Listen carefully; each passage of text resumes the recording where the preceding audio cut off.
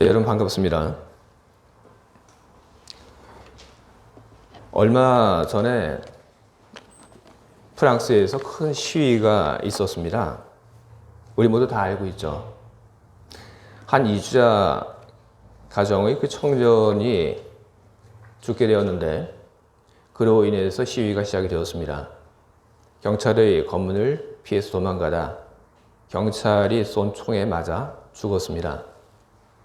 이 일을 두고 많은 사람들이 생각을 했습니다. 만약에 그 사람이었다면, 그 사람이 백인이었다면 경찰이 그렇게까지는 하지 않았을 것이다. 많은 사람들이 그렇게까지 생각을 하게 된 그 이유는 바로 경험 때문입니다. 오랜 시간 많은 사람들이 가지고 있던 그 공통의 경험이 그런 말을 하게 만들었던 것입니다.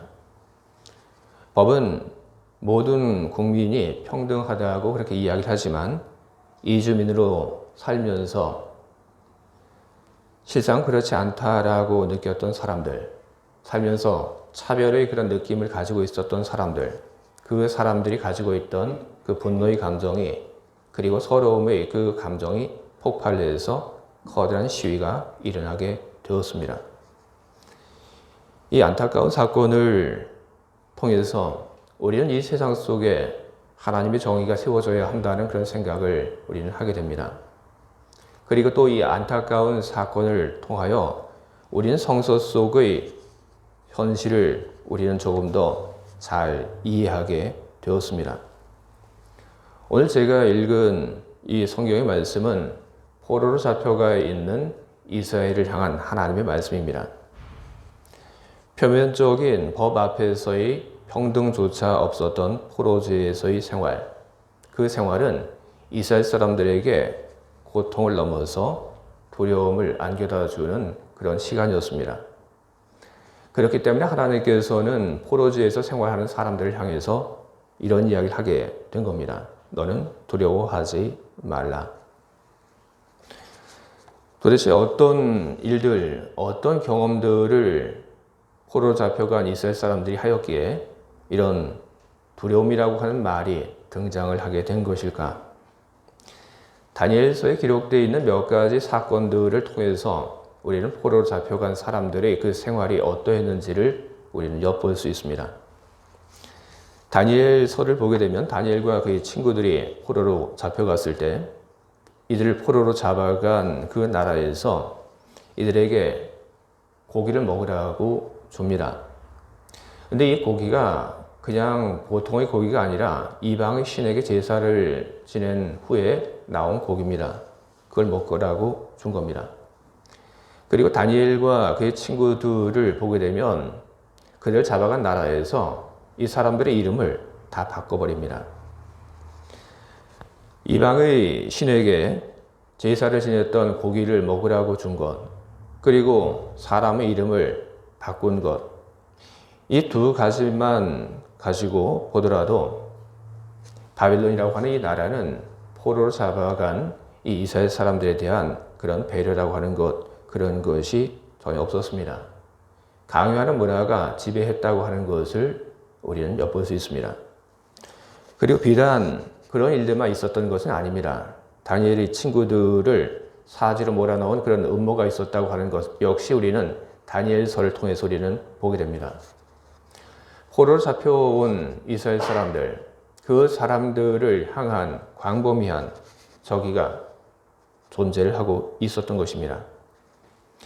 그런 적이가 존재를 했고 그리고 삶의 위협이 있었기 때문에 포로로 잡혀온 이스라엘 사람들은 걱정을 넘어서서 두려움의 시간들을 살게 되었고 그리고 이런 두려움의 시간들을 살고 있는 사람들을 향하여 하나님께서는 외치십니다. 보호를. 이사야서 43장 2절 말씀. 네가 물 가운데를 지날 때 내가 너와 함께 할 것이라. 강을 건널 때에 물이 너를 침몰하지 못할 것이며 내가 불 가운데 지날 때에도 타지도 아니할 것이요 불꽃이 너를 사르지도 못하리니. 하나님께서는 선포를 하고 계십니다. 네가 물 가운데 지날 때 그리고 또 네가 불 가운데 지날 때 하나님께서 선포하신 물 가운데 그리고 불 가운데 지날 때라고 하는 이 사건은 하나는 홍해의 사건을 두고 하나님께서 하신 말씀이고 또 하나는 다니엘의 세 친구들이 풀무불 속에서 그들이 죽지 않고 하나님의 보호하심을 받은 사건을 두고 하나님께서 하신 말씀인 것입니다. 과거 이집트를 탈출해서 젖과 꿀이 흐르는 땅으로 도망가던 히브리인들, 그들은 그들 쫓아오는 이집트의 그 군대를 알면서도 그들은 앞으로 더 나갈 수 없었습니다. 그들 앞에 홍해 바다가 가로막고 있었기 때문입니다.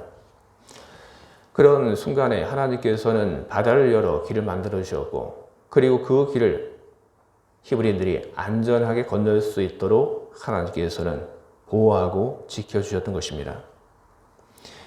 그리고 다니엘의 세 친구들이 모함을 받아서 풀무불 속에 던져지게 되었을 때 그때 하나님께서는 그들과 함께 하시며 그들이 불에 상하지 않도록 그들을 지켜주셨습니다.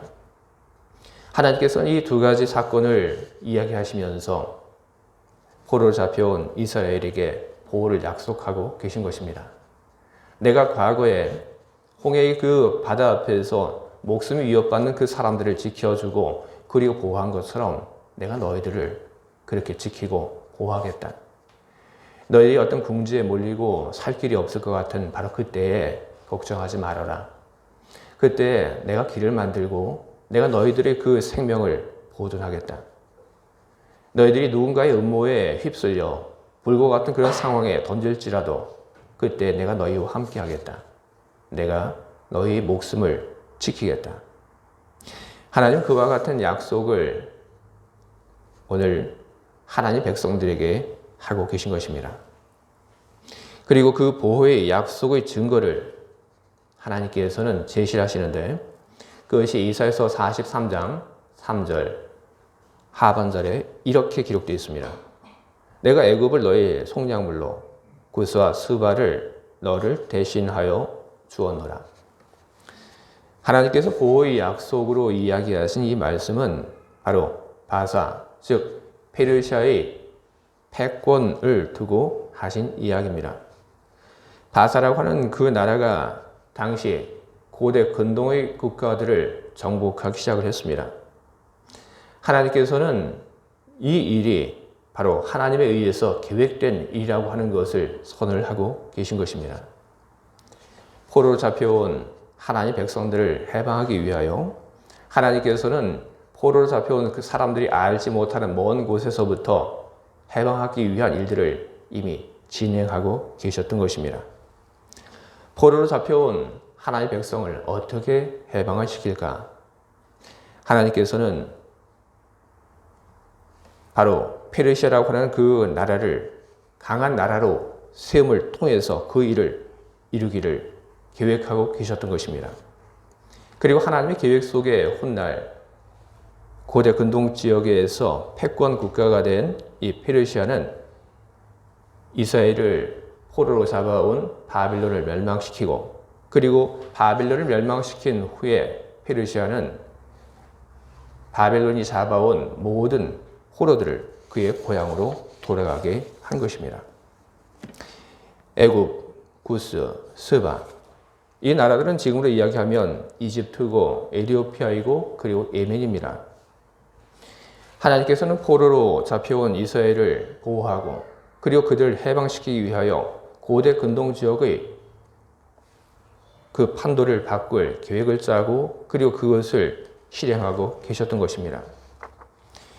그렇게 하기 위해서 많은 시간, 준비, 그리고 노력이 들어갑니다.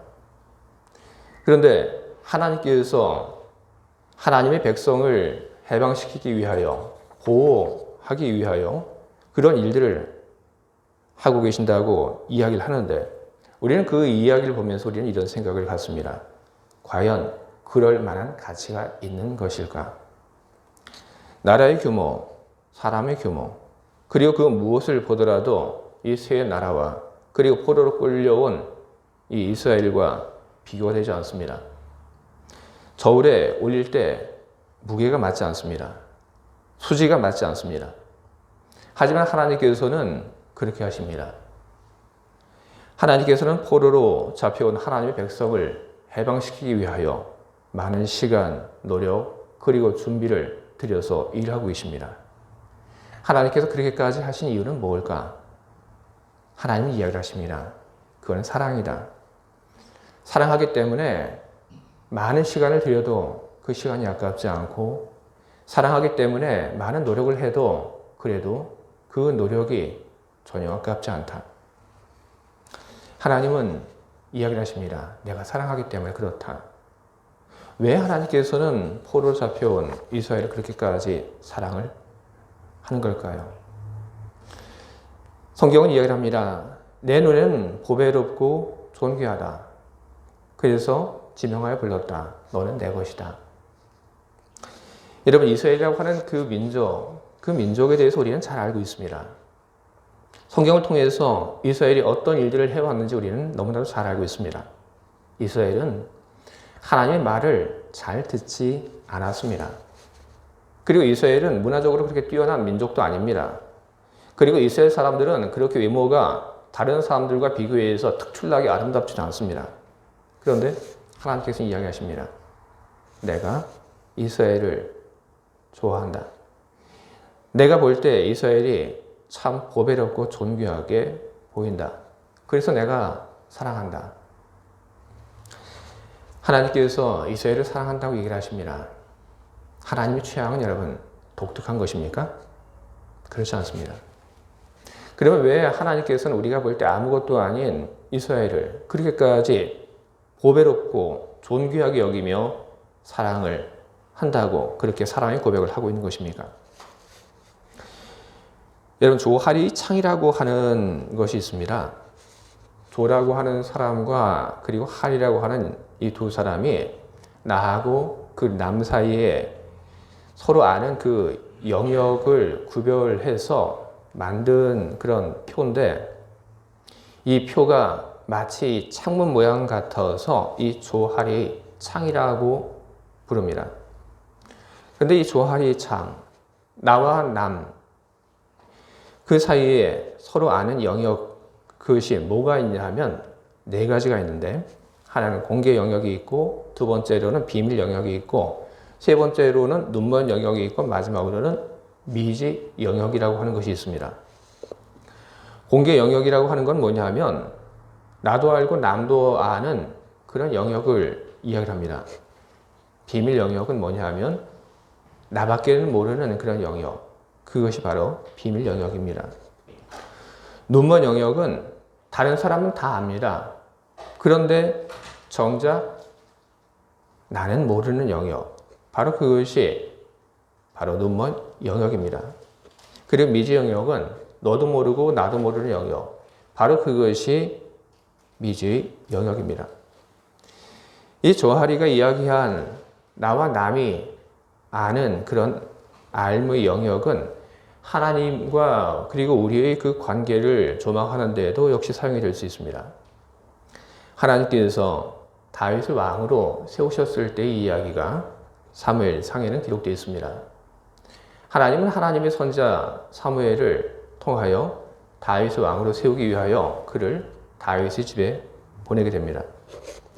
다윗의 집에 도착한 사무엘이 하나님께서 원하는 사람이 누군가 이렇게 보게 됩니다. 그리고 이 사무엘은 다윗의 그 형제인 엘리압을 보고 하나님께서 왕으로 세우려고 하는 사람이 바로 이 사람이구나 하고 생각을 하고, 그리고 그 사람을 왕으로 세우려고 했습니다. 그때 하나님께서 이야기를 하십니다. 그 사람이 아니다. 그리고 하나님께서 그 사람이 아니다라고 이야기를 하시면서 왜 아닌지 이야기를 하고 계십니다. 나는 중심을 본다. 하나님께서 그렇게 이야기를 하셨던 것입니다. 하나님께서 이야기하신 그 중심이라고 하는 것, 그것은 일종의 눈먼 영역입니다. 다른 사람은 알지 못하는 영역, 하나님은 아시는 영역, 바로 그것이 눈먼 영역인 것입니다. 하나님께서 이스라엘을 하나님의 백성으로 선택하신 것도 역시 그렇습니다.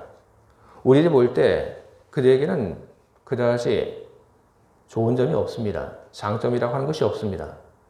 하지만 우리가 모르는 것, 우리도 모르고 심지어 이스라엘 사람들조차 알지 못하는 그 무엇을 하나님께서는 보신 것입니다. 그래서 하나님께서는 그것을 보고 하나님께서는 이스라엘을 귀하게 여기고 그리고 하나님께서는 이스라엘을 사랑하게 된 것입니다. 하나님께서 이스라엘을 그렇게까지 사랑하는데 포로가 되게 한 것은 뭡니까? 그것은 사랑하기에 잘 되게 하기 위한 것입니다.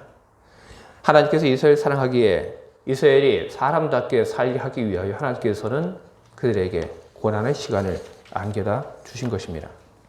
그리고 하나님께서 생각하신 그 시간들, 그것이 다 끝이 나니까 하나님께서는 포로로 끌려온 하나님 백성들에게 보호만을 약속하는 것이 아니라 회복을 약속하십니다. 아무리 먼데 있더라도 나의 아들들을 다 데려올 거다. 내가 땅끝까지 가서라도 나의 딸들을 다 데려올 것이다. 잃어버린 회복을 이야기하고 계신 것입니다. 마치 과거에 이집트에서 하나님께서 하나님의 백성을 불러내어 젖과 꿀이 흐르는 땅을 약속하고 그곳으로 데리고 가서 살게 하신 것처럼 하나님께서 흩어져버린 하나님 백성들을 모두 다 찾아서 새롭게 인도하시고 그리고 회복하실 것이라고 하는 그 약속을 하나님께서는 선을 하신 것입니다. 하나님께서 하신 오늘 이사야서의 이 말씀이 중요한 것은 무엇 때문입니까? 그것은 오늘 하나님께서 말씀하신 하나님의 백성이 바로 여러분들이기 때문에 그런 것입니다. 이 자리에 있는 우리들 모두가 하나님께서 택하신 하나님의 새로운 백성들입니다. 우리가 하나님을 선택한 것이 아니라 하나님께서 우리를 선택을 하셨습니다. 요한일서 4장 10절은 이야기합니다. 사랑은 여기 있으니 우리가 하나님을 사랑한 것이 아니요 하나님 우리를 사랑하사 우리 죄를 속하기 위하여 화목제물로 그 아들을 보내셨습니다. 우리가 복음을 받아들이고 그리고 우리가 복음을 믿었기 때문에 하나님 우리를 사랑한 것 아닙니다. 하나님이 우리를 사랑하셨기 때문에 우리들에게 예수님을 보내신 것입니다. 하나님이 우리를 사랑하셨기 때문에 하나님께서는 우리들이 복음이라고 하는 어찌 보면 말도 되지 않는 그 엄청난 사건을 우리가 믿을 수 있도록 그렇게 만들어 주신 것입니다. 믿을 수 없는 그 사건을 믿을 수 있도록 성령께서 우리들에게 도움을 주셨기에 우리는 그 복음의 사건을 우리는 받아들이게 된 것입니다. 하나님은 우리를 사랑하시고 하나님은 우리를 존귀하고 아름다운 자로 여기셨습니다. 하나님은 여러분들에 대한 그 사랑은 치우쳐 있습니다. 그것을 가리켜서 당파성이라고도 이야기할 수 있습니다. 하나님께서는 하나님 백성들을 향하여 하나님의 그 당파성을 보이기를 조금도 주저하지 않으십니다. 당파성이라고 하는 것은 자신이 속한 당을 무조건 편을 들은 그런 성질입니다. 우리는 정치를 통해서 우리는 이런 것을 우리는 많이 보게 됩니다. 자기가 속한 당의 이야기라고 한다면 그러면 그것이 어떤 것인지 묻지도 따지지 않고 무조건 편을 드는 그런 것을 우리는 너무나도 많이 봐왔습니다. 치우쳐 있는 것입니다. 하나님께서는 사랑에 대해서 특히 여러분들에 대해서 그와 같은 당파성을 보이고 계십니다. 하나님께서는 공정하다, 공평하다 그것을 생각하지 않고 무조건적인 사랑을 저와 여러분들에게 보이고 있는 것입니다. 그리고 그 사랑으로 인하여 우리는 복음을 우리는 알게 되었고 우리는 하나님의 사랑 속에서 우리는 살아가고 있는 것입니다. 우리가 복음을 받아들인 것, 그것은 하나님의 그 사랑에 대한 반응이고 응답인 것입니다. 하나님께서 우리를 사랑한다고 하신 그 사랑을 우리는 받아들인 것이고 그리고 우리가 그 사랑을 받아들임으로 인하여 우리는 하나님의 새로운 백성이 되게 된 것입니다. 이것은 죄의 포로의 생활이 끝남에 해당이 되는 사건인 것입니다. 우리가 복음을 받아들임으로 인하여 우리는 하나님의 것이 되고 그렇기 때문에 하나님께서는 우리를 무한히 보호하실 것이고 그리고 돌보실 것입니다. 하나님께서는 우리에 대한 현재의 보호와 그리고 미래에 대한 약속을 선언하고 계십니다. 환난에서 보호하고 그리고 더 나은 미래로 우리를 이끌어 가실 것을 하나님께서는 선언하고 계십니다. 우리는 오늘 하나님 말씀을 통해서 우리는 하나님에 대해서 알지 못했던 것 중에 일부를 우리는 조금 더 많이 알게 되었습니다. 이것은 말하자면 눈먼 영역에 있던 것의 일부가 이제는 공개 영역으로 바뀌게 되었다고 하는 것을 이야기를 하는 것입니다. 우리가 몰랐던 것을 알게 되었다고 하는 것, 그것은 우리의 이어지는 행동과 결단을 불러오게 되는 것입니다. 만약 어떤 사람이 자기가 만나는 어떤 사람들과 항상 문제가 있었다고 한다면, 그러면 그 사람은 의심을 할 겁니다. 내 주변에 있는 사람들이 다 문제야. 그렇게 생각을 할 겁니다.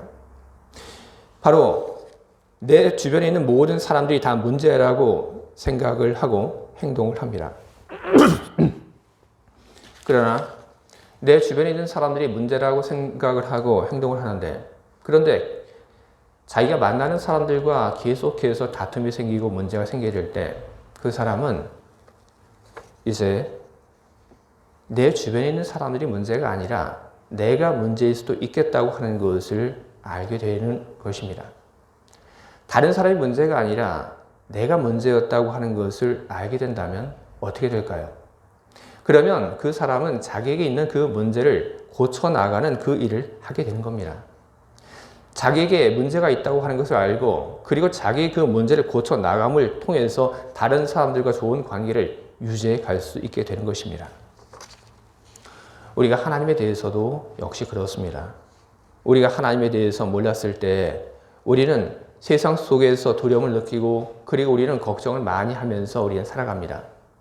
우리가 하나님에 대해서 알지 못했을 때 하나님께서 왜 그러셨을까 하고 우리는 하나님에 대한 우리는 의심하는 마음을 우리는 품게 됩니다. 하지만 오늘 우리는 하나님에 대해서 알게 되었습니다. 우리는 어제보다 더 많이 하나님에 대해서 알게 되었습니다. 하나님의 보호와 그리고 하나님께서 우리 미래에 함께 하실 것이라고 하는 하나님의 말씀을 우리는 듣게 되었습니다.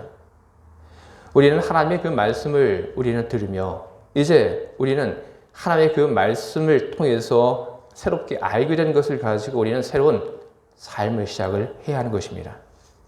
그것은 하나님을 더욱 신뢰하는 것입니다. 그것은 하나님을 더욱 많이 사랑하는 것입니다. 여러분, 하나님에 대해서 몰랐던 그 영역을 여러분 더 많이 알아가시기 바랍니다. 그리고 여러분들이 하나님에 대해서 더 많이 알아가실수록 여러분 하나님을 더 많이 신뢰하시기 바랍니다.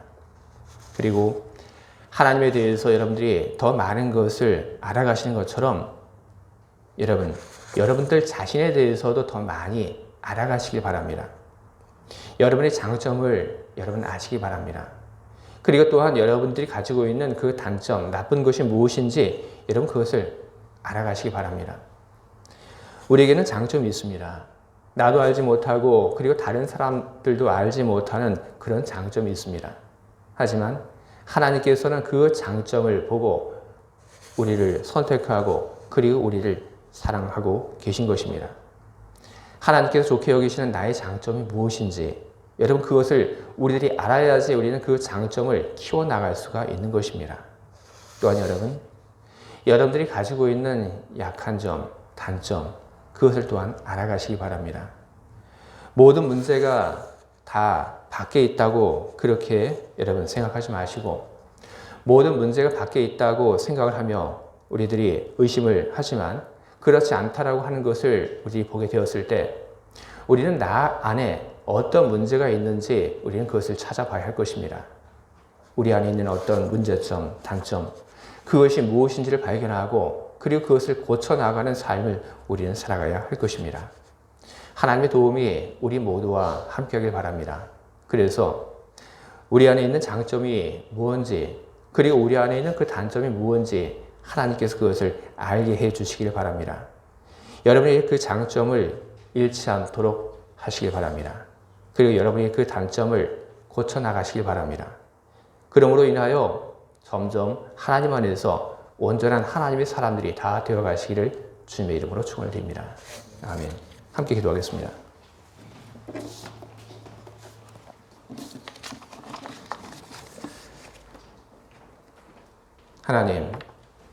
하나님께서 포로 잡혀간 이스라엘을 사랑하십니다. 하나님의 사랑은 변하지 않았습니다. 하나님의 사랑은 한결같았습니다. 하나님은 이스라엘을 사랑하기에 그들을 지키기 위하여, 그들을 보호하기 위하여 세계의 역사를 하나님께서는 바꾸어 가셨습니다. 하나님께서는 이스라엘 안에 있는 그 선하고 아름다운 것, 그 무엇을 하나님께서는 보시고 그들을 사랑하시며 하나님께서는 그들을 아끼셨습니다. 하나님께서 사랑하고 아끼신 것이 무엇인지 이스라엘 사람들이 그것을 알았기를 바랍니다. 하나님 또한 하나님께서 과거 이스라엘 사람들에게 하셨던 그런 일들이 오늘 우리들에게 반복되고 있음을 우리는 알고 있습니다. 하나님께서 우리를 사랑하고 계십니다. 우리들이 복음을 받아들이기 이전, 훨씬 그 이전부터 하나님께서는 우리를 사랑하셨습니다. 우리 안에 그렇게 큰 하나님의 사랑을 받을 만한 그 무엇이 있는지 우리는 알지 못합니다. 하나님께서 우리를 그렇게 사랑하신 우리 안에 있는 그 선하고 좋은 것이 무엇인지 우리 모두가 그것을 알 수 있도록 하나님께서 우리의 눈들을 열어주시기를 바랍니다.